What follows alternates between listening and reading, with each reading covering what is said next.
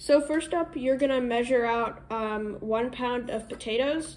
So if you have a scale, you can use that. If you have like a floor scale for measuring yourself, you can also use that. It's probably not very sanitary, but it's gonna be like a large potato or like 1.5 smaller potatoes. So then what you're gonna do is you're just gonna dice that up into 1.5 inch cubes.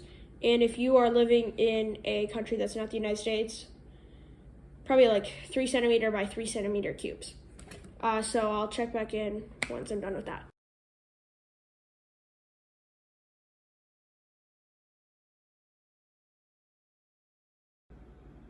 So your potatoes should be about that size, and now we're gonna boil them.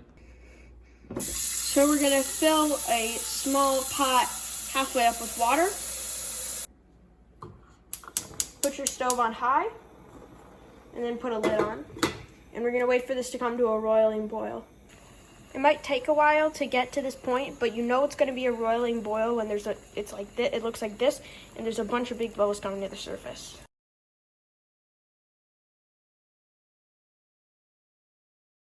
Once you put the potatoes in, set a timer for 10 minutes to check on them. Put a spoon over it so the water doesn't boil over in case it's getting close for you. So after the 10 minutes, keep checking it until you can easily put a fork through the potato. Then you're gonna wanna turn off the heat, let this cool for a couple seconds, and then put it in a strainer.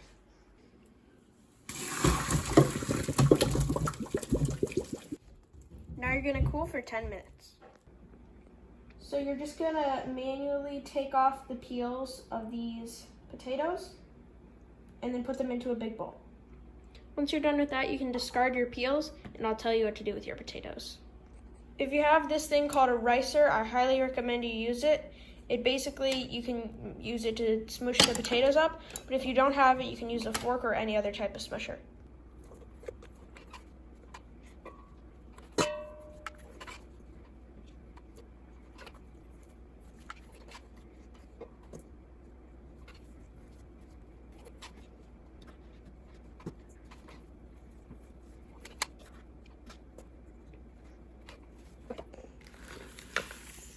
So you're gonna measure out 150 grams of all-purpose flour.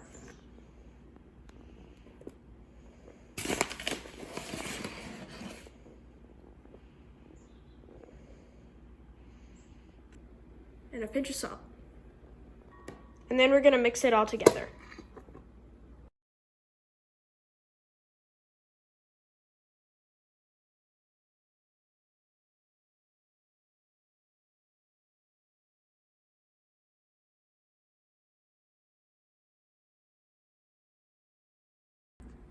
Okay, now that you have your dough mixed, it's time to put it on a floured surface and knead it. Don't be afraid to add more flour if your dough is getting too sticky. Okay, roll the clip.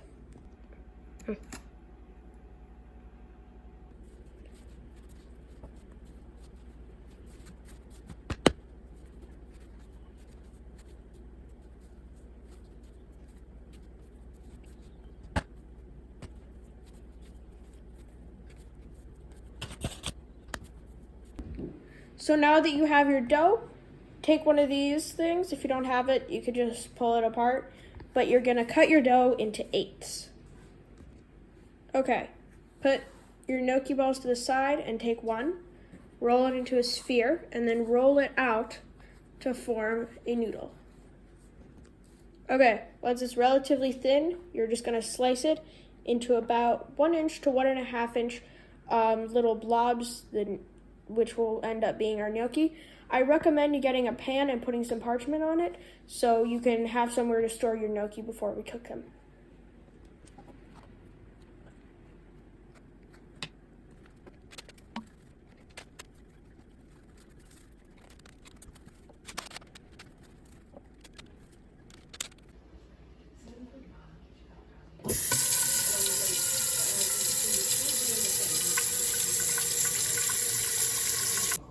Like, no, you can't stir it the whole time.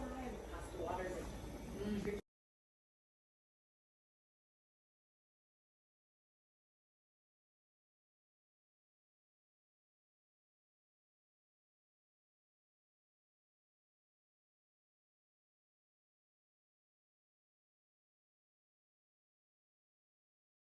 Once they start rising to the top, you can fish them out with a grated spoon.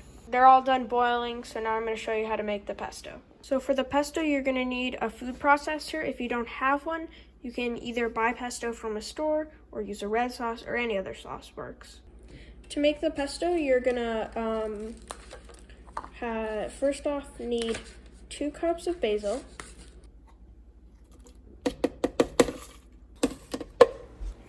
and 1/3 cup of pine nuts,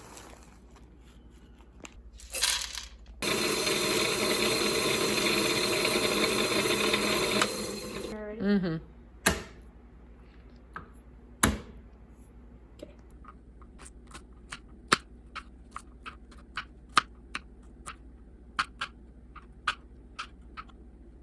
You're also going to need 1/2 cup of Parmesan cheese.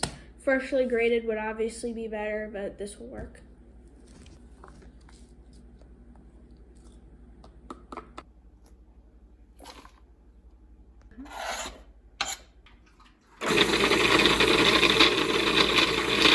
And finally, measure out 1/2 cup of olive oil.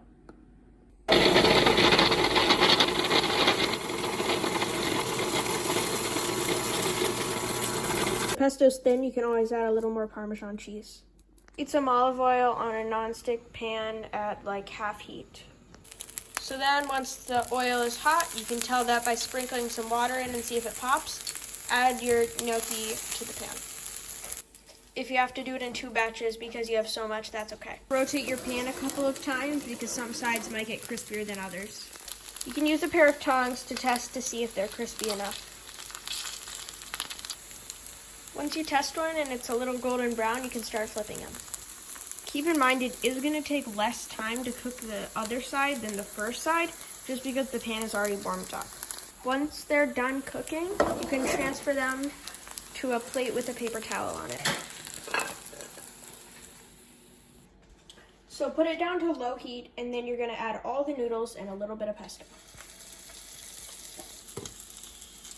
Just continually add a little bit more pesto until there's enough for what you want. Once you have enough pesto as you want, just cut the heat and it's ready to serve basically.